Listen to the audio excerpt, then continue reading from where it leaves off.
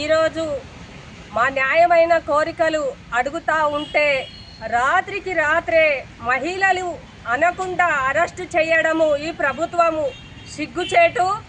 అయ్యా రేవంత్ రెడ్డి గారు, ఇప్పటికైనా మీరు ఇచ్చిన హామీలని నెరవేర్చండి.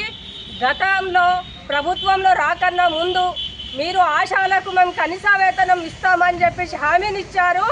ఇప్పుడు ఆ 2 సంవత్సరాలు గడుస్తున్నా కానీ ఆశా వర్కర్ల ఊసు కూడా ఎక్కడ తీసిన వైద్యం లేదు.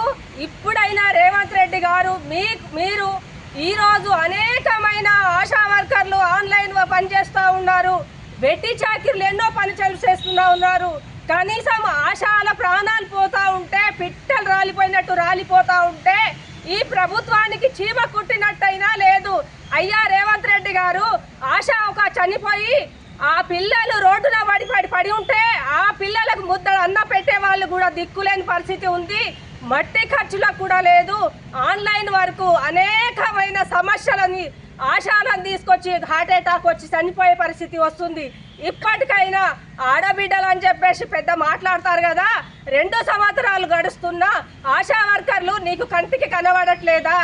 ఈరోజు చలో హైదరాబాద్ అంటా ఉంటే రాత్రికి రాత్రే పోలీసులను ఇచ్చి ఇంటి చుట్టూ కాపలా పెట్టి నువ్వు అరెస్ట్ చేస్తున్నావు.